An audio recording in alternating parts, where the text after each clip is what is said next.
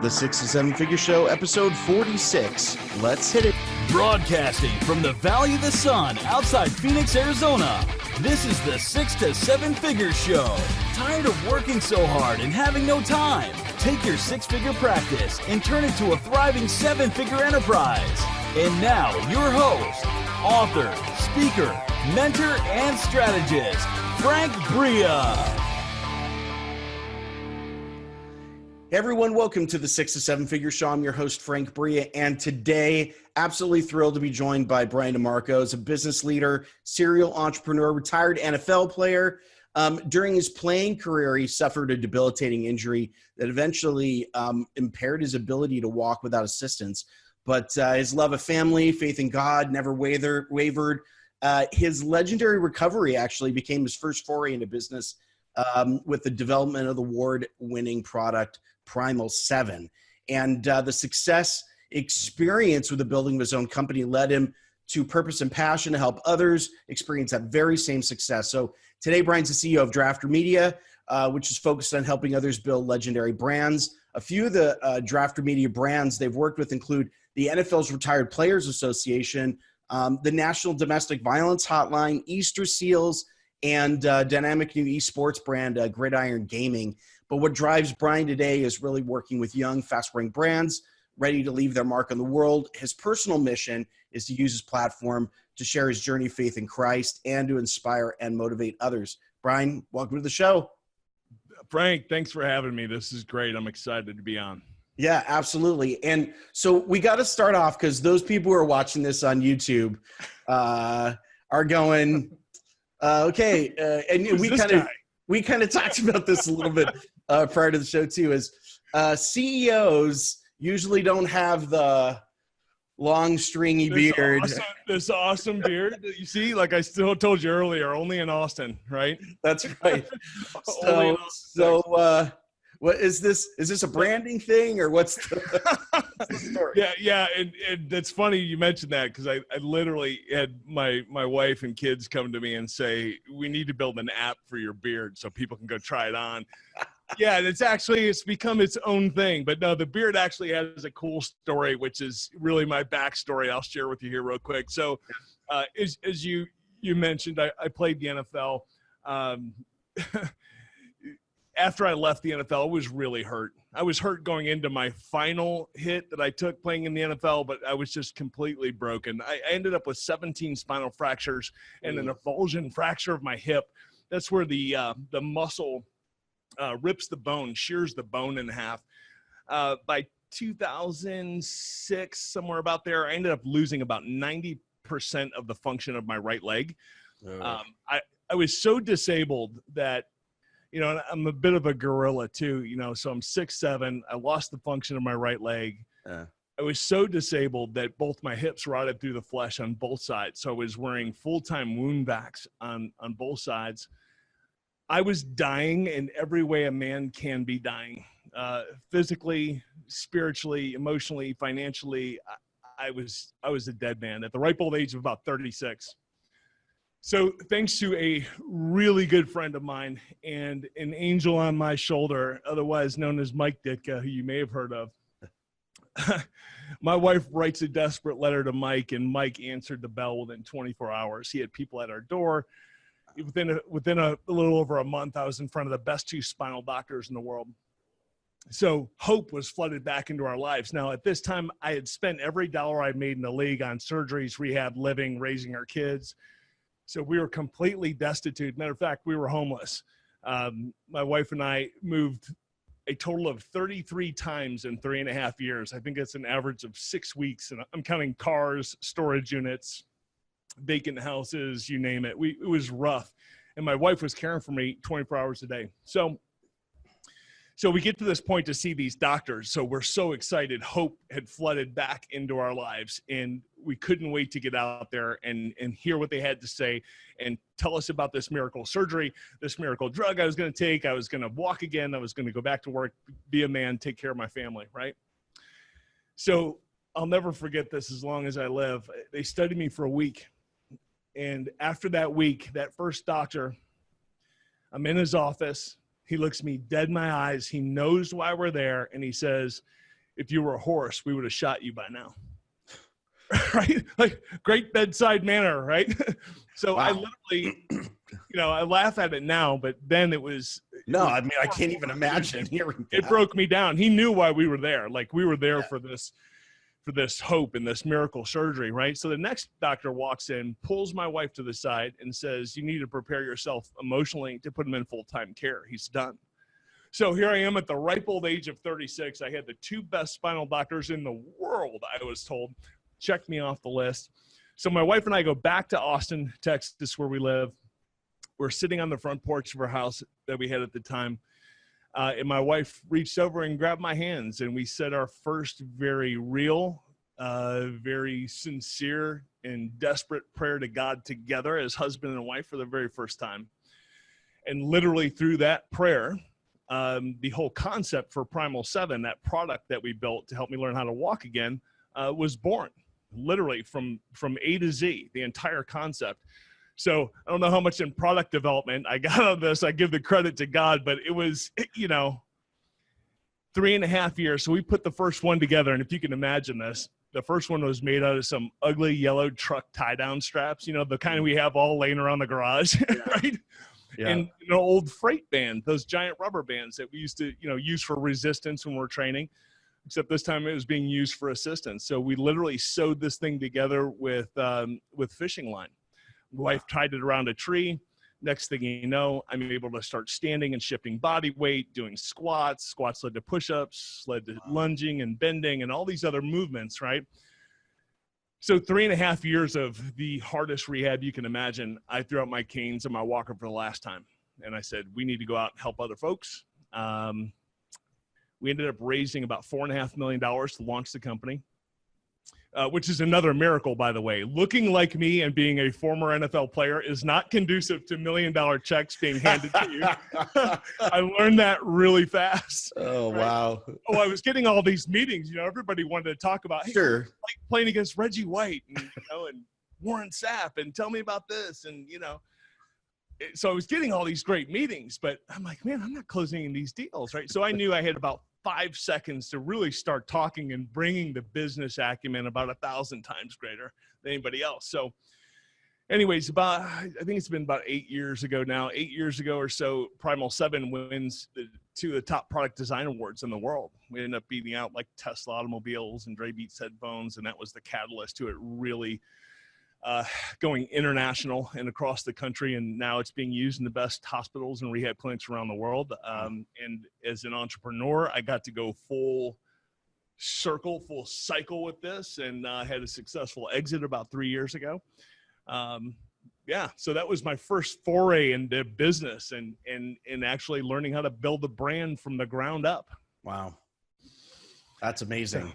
So that's a little bit of backstory for you. So sorry it took so long, but that's it, man. That's totally fine. So how's the beard tie in? So I'm glad you mentioned that. I totally forgot.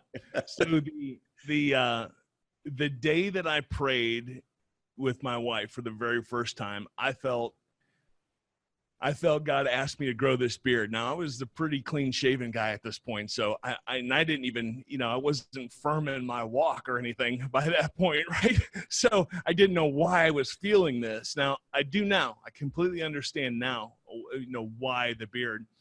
But yeah, so since the first day we prayed together, I started growing this beard. I haven't cut it since. It has been now, what's funny about this is, like I said, I'm a bit of a big guy, a bit of a gorilla, and I know that I can be intimidating to some, before they realize what a big pansy I really am. But then, it gives people an in. So whenever I'm out and about somewhere, especially when people want to ask you, right? Are you an NFL football player? Were you a wrestler? Were you something, right? They figure it was something. It gives them an in. It gives them a really cool and easy in. Say, hey, really cool beard, man. Nice beard.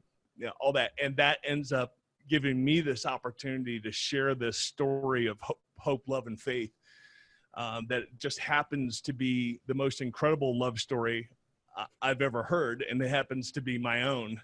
And really, I really should mention my wife here, because my wife, Autumn, has been my rock through this whole thing. Now, you can imagine there was a point in time, and I'll tell you this real quickly so you can capture where we came from in our entrepreneurial journey. There was a point in time, my son was born in December of 2005. By February of 2006, my wife had propped me up on the side of a building in West Texas because I couldn't stand on my own. And I'm watching my bride, my beautiful bride, push a mattress to a back of a storage unit. That was home for the next 4 months.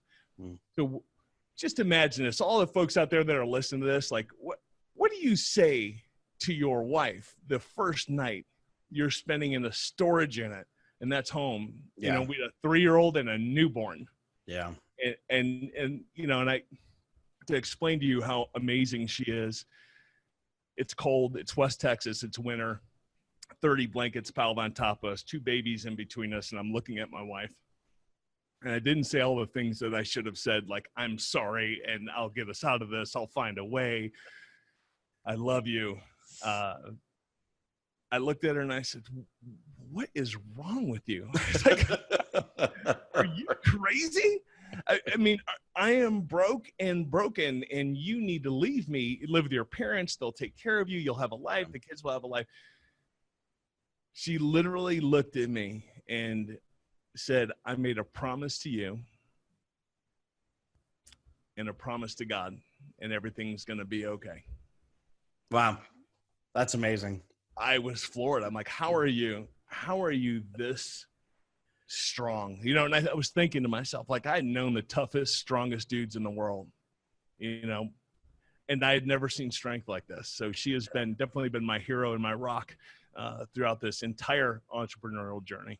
That's amazing. And a really inspirational story. I mean, because I think any entrepreneur, every entrepreneur has got some version of this, obviously not as dramatic and severe as the story that you just told, but you know, there's a little saying that says, if the worst thing that's happened to you is that you've stubbed your toe, then stubbing your toe is the worst thing in the world. So whatever, that's true.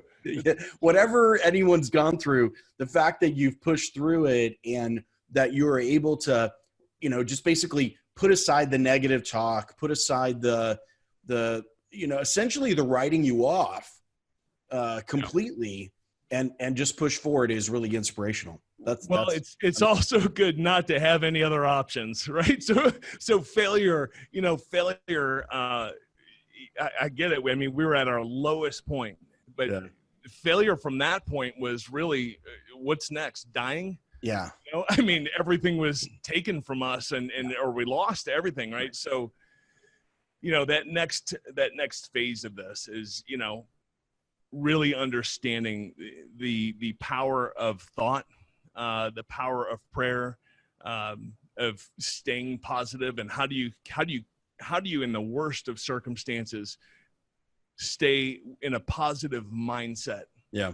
And keep yourself there, because you're going to hear no a million times. And it's how you choose to react to that no that becomes so crucial, and why so many entrepreneurs lose out. Yeah. You know, our success with Primal, or even though with DRAFTR Media, and we'll get into that here in a second, I mean, nothing happens overnight. Yeah. So it's just how you power through those moments that makes all the difference in the world. Yeah. I mean, that is the difference. I don't think there's anything else. I think all the tactics, the strategy, the small stuff, I think those are all like rounding error to the just staying with it, to just sticking through the tough stuff. I do want to pivot a little bit here, because your journey, your successful sort of exit out of all of this was through product development and fundamentally, you know, award-winning product development, which pushed you into brand, you know, focusing on brand development. So what was it about that journey? What did you discover as you were putting Primal together for the first time, where you realized that brand was a powerful force here? I came to it, and look, and it didn't come to this conclusion all on my own here. I had some really great people around me, you know, and I've taken this with me on my business journey. I remember talking to my coach when I was leaving Michigan State. Coach George Perlis was retiring and had this huge successful career. He was the D coordinator of the Pittsburgh Steelers during the Steel Curtain days, and of course his success he had at Michigan State. And I remember asking him, you know, Coach, what do you attribute your success to? And he goes, it's not me. He was like, it is, I have surrounded myself with people that were smarter than me in different areas that have made me look like this.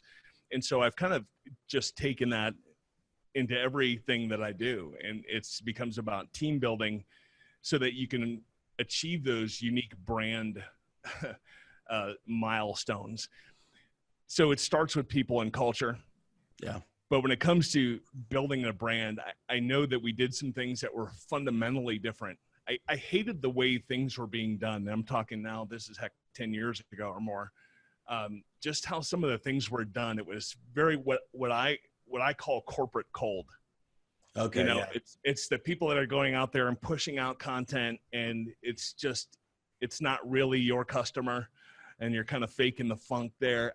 I just, that whole faking it or fake it till you make it, that whole thing that brands try to do in the beginning just doesn't work. Yeah. And then they end up running on that hamster wheel and in the same spot month after month and can't figure out why they're not doing this. So the focus really comes down to building real community around your brand and real relationships. And that's something we talk about a lot. So now here at DRAFTR Media,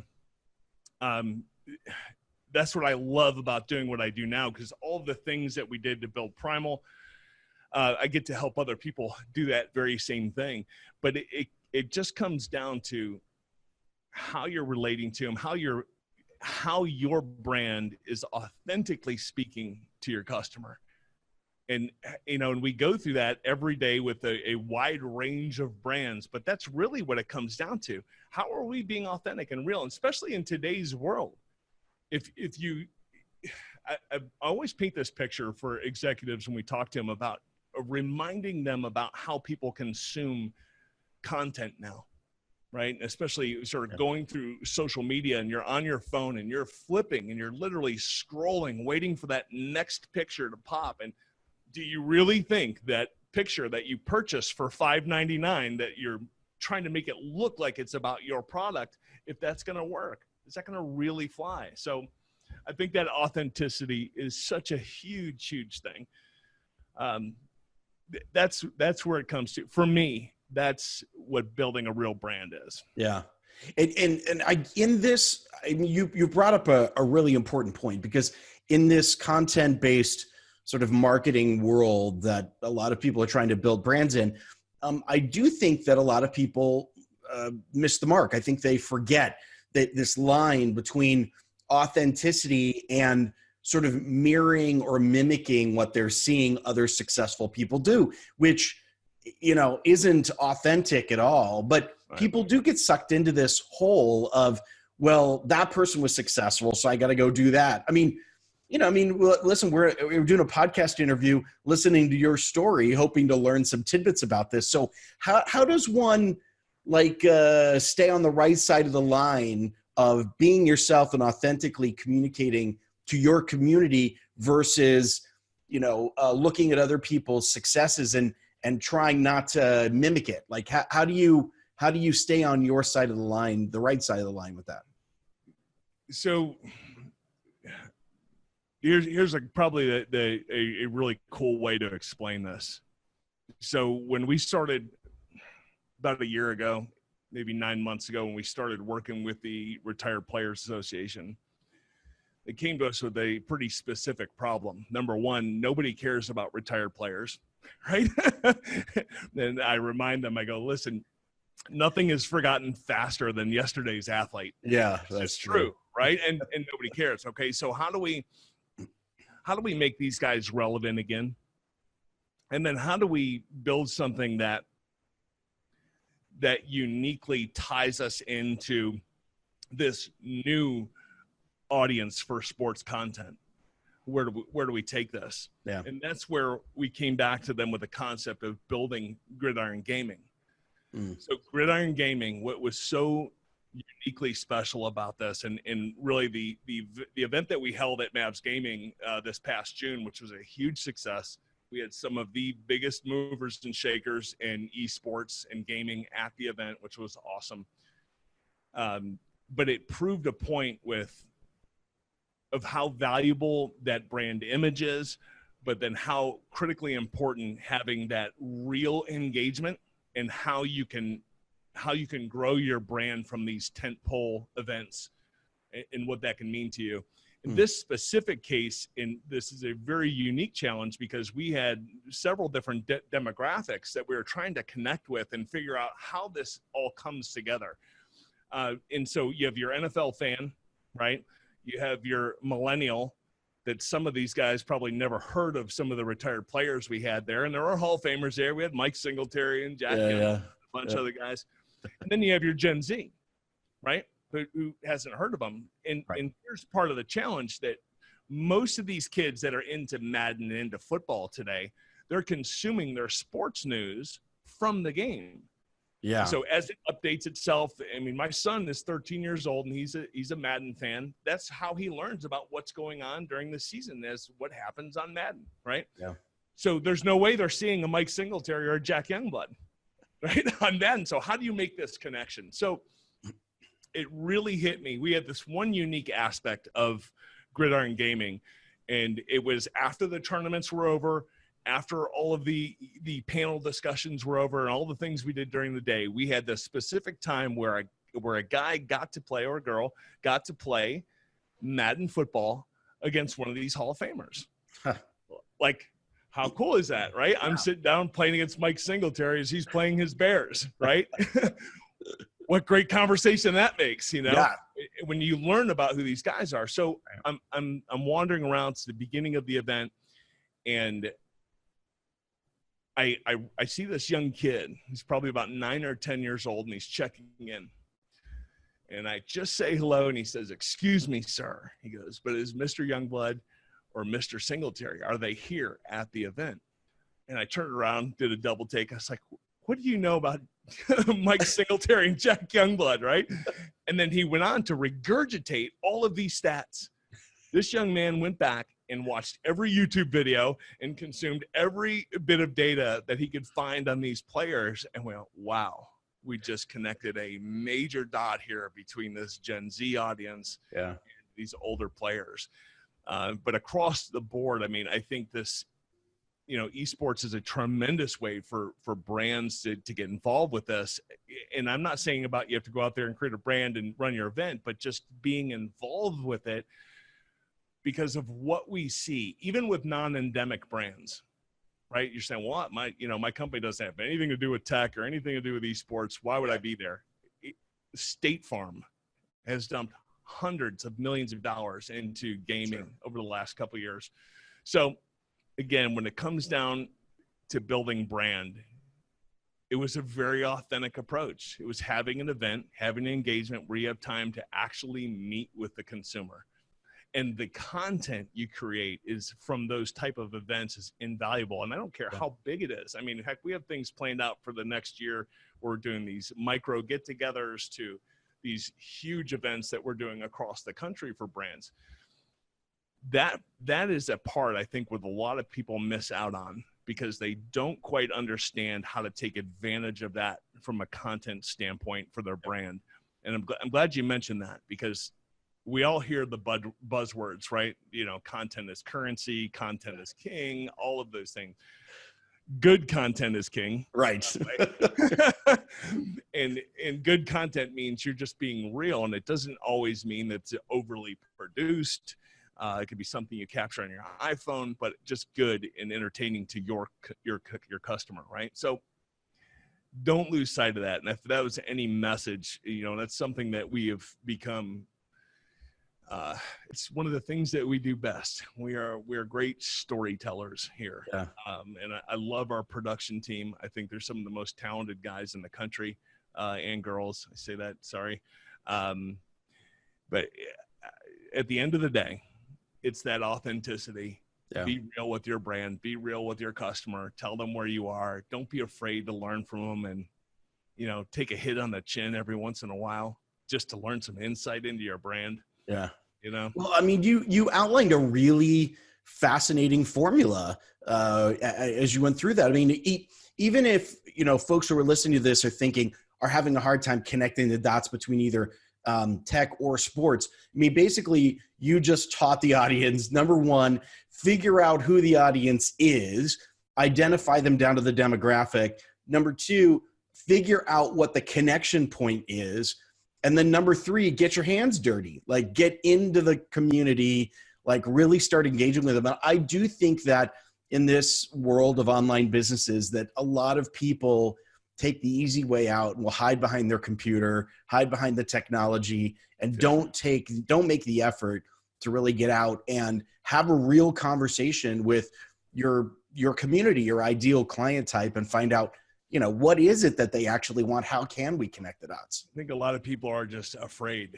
I think fear, the fear of doing that, having that type of event, you know, could have somebody might say something negative, you know, which I just, in my world, I don't view that as a bad thing. I think those are all ways to continue to perfect and build on your brand. And if you're not really engaging with your customer in a meaningful way, it doesn't always have to be a physical thing, but even digitally, if it's not meaningful, and if you're not learning anything from them, because today's market is just much smarter. They're much more connected. Yeah. You have your reviews and your social media, and you know, when you have stats like, I read something of a study it was done a couple of years ago. I think it was in 2014, that like 74% of American consumers will check a company's social media before buying a product or service. Yeah. 3/4 of my customer, they're checking my social media to see how I'm engaging, what kind of content I'm pushing out. Right. That to me makes it important, you know. And for quantifying the bottom line, actually, which was why I dove into that study in the first place, is I always had a trouble quantifying the importance of social media. Sure. You know, and then how do I equate this to the bottom line? And that reading that study really just connected the dots for me about how important that is, that engagement. Yeah. Absolutely. I think that for a long time, we've been trying to sort of study the specific return on brand investment for a long time. And it's been hard to quantify in a more traditional way, in a traditional advertising way. But the behaviors now with social media and engagement are so obvious. They're so clear. Like, this study doesn't surprise me in the least bit to start to see people checking reviews, people checking, how do you engage? When people are talking about the person running Wendy's Twitter feed, you know, we know clearly brand and social media engagement is a thing now.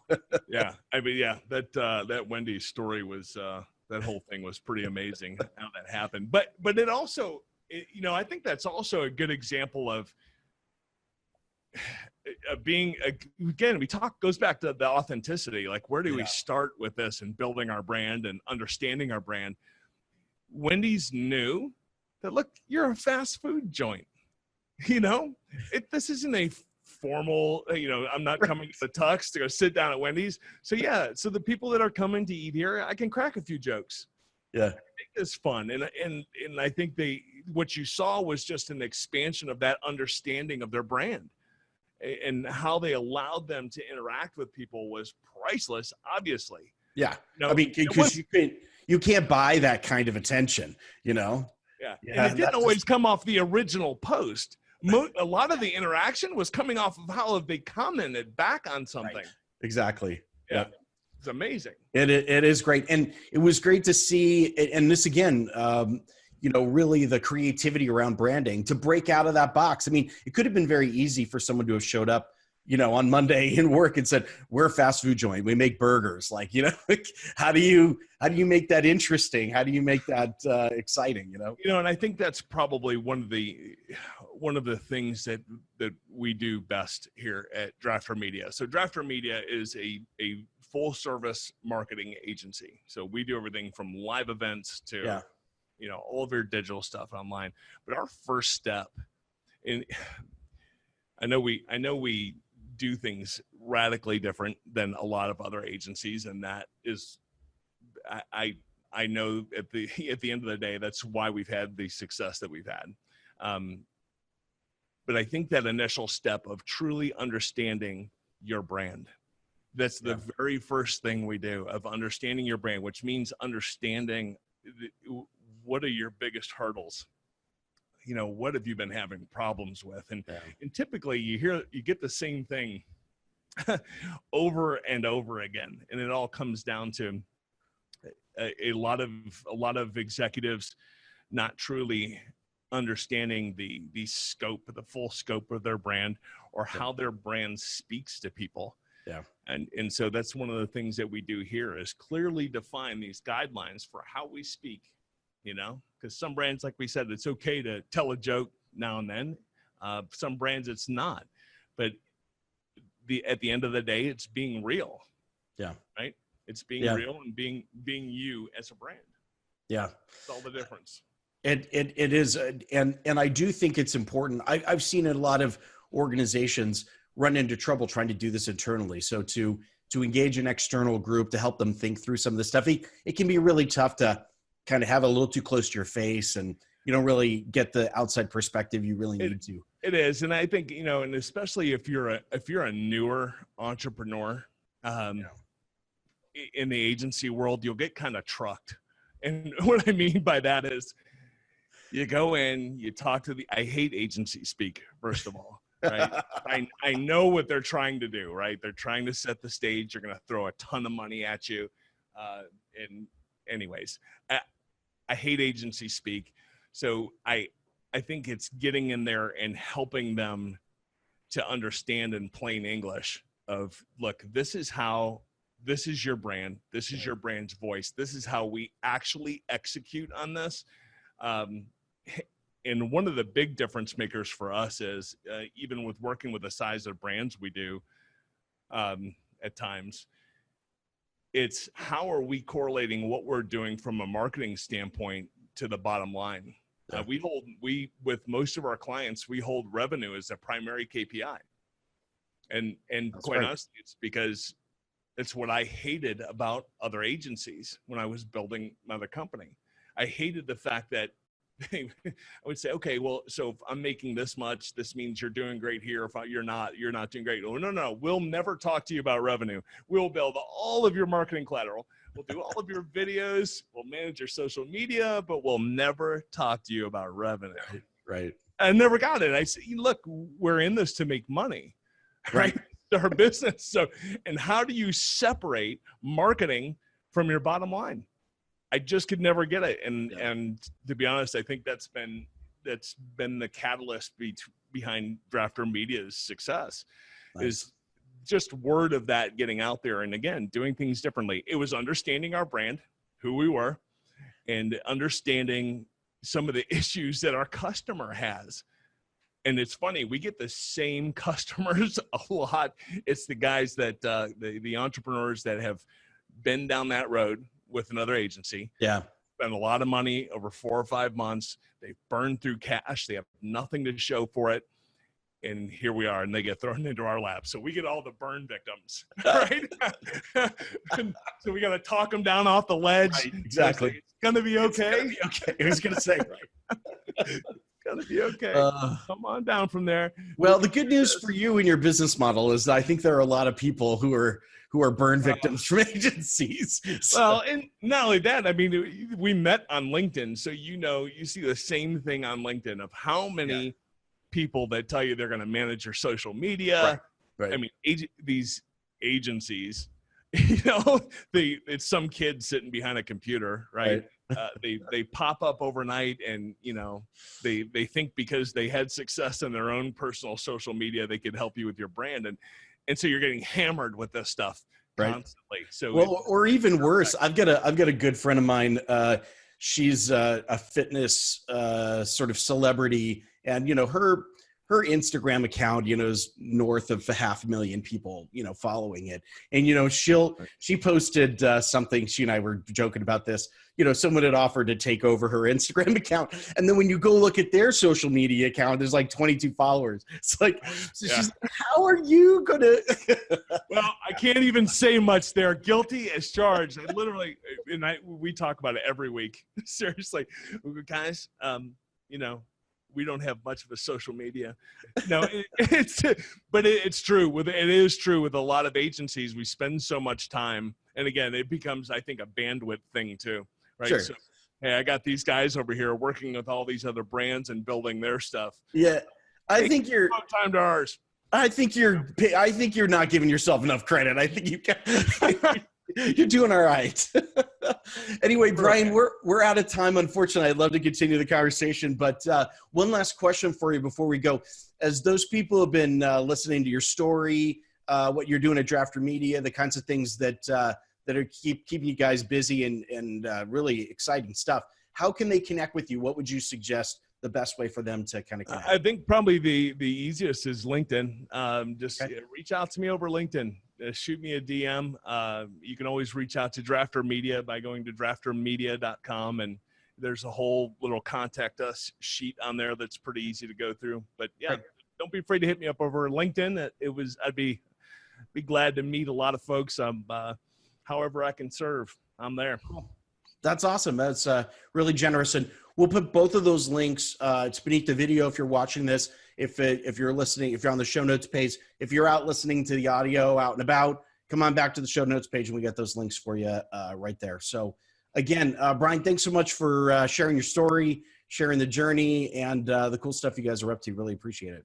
Perfect. Frank, I enjoyed it. Thanks for having me. You got it. And thanks so much for you being with us on this episode of the 6 to 7 Figure Show. I've been your host, Frank Bria, and we'll see you next time. Take care. Bye-bye.